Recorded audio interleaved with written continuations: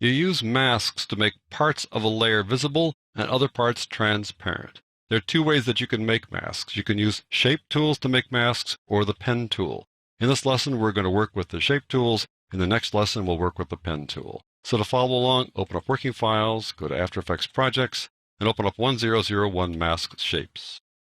This project is one comp, and the comp has two still images inside it. This shot of the light graphics, I call it, and also this shot of the Tiffany glass. We're going to use masks on the upper layer here, this light graphics layer, and then we're going to reveal what's below it, showing Tiffany glass, while protecting some areas here that we're going to include inside the masks. We're going to use the shape tools to make those masks. The shape tools are here. The pen tools are next to them. They both can make masks. When you make a mask, you need to make sure the layer is selected, otherwise you'll create a new shape. Let me show you what happens if I don't have a layer selected. Click on shapes and notice all these things show up, the fill and the stroke. That means we're going to create a shape layer here like that. It'll be a separate shape layer, like so. Well, we don't need that shape layer there.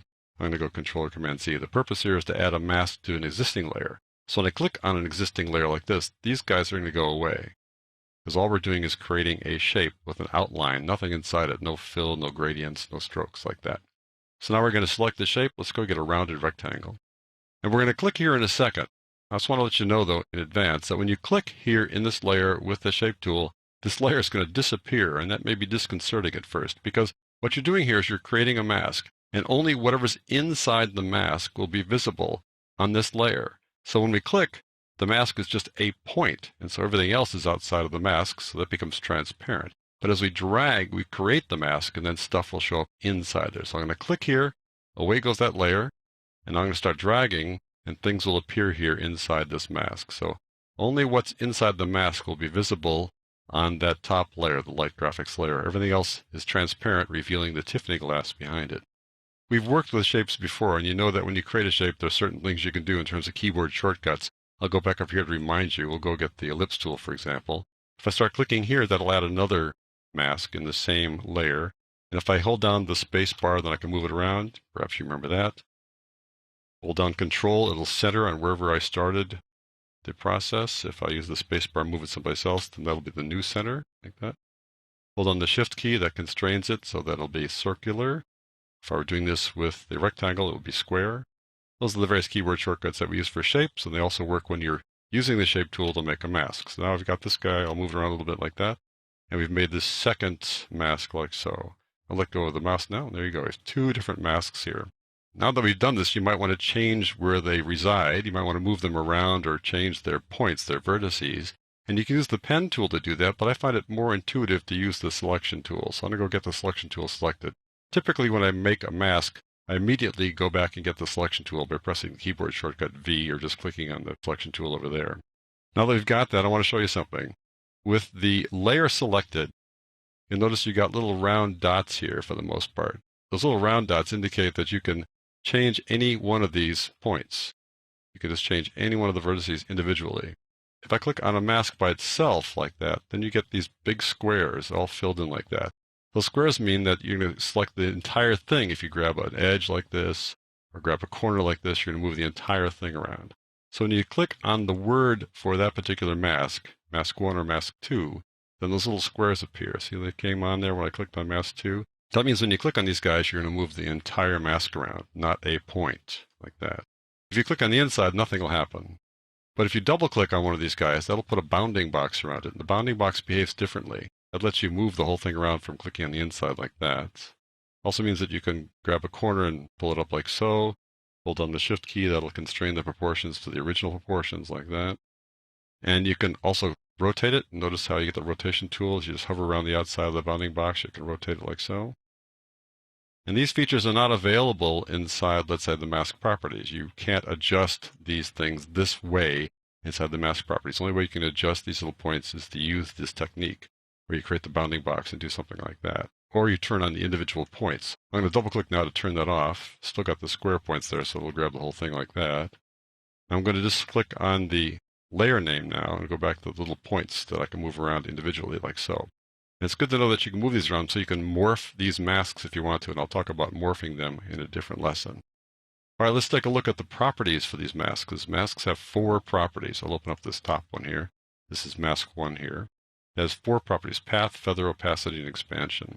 It also has this drop-down list that tells how it's supposed to behave. Now, add is default. If we do none, then you won't see it at all, but you'll still see this little box around there, and I'll talk about that box later.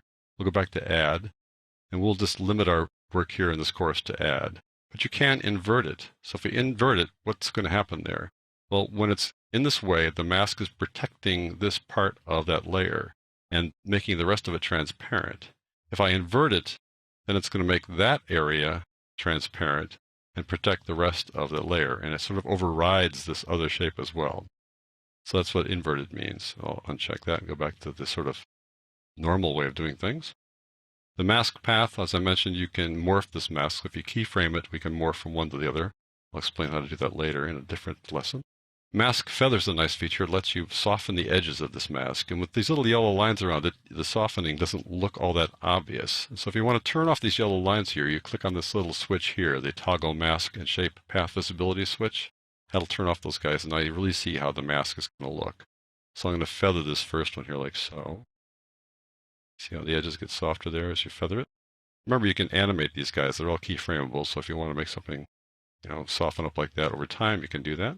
Mask opacity is kind of counterintuitive.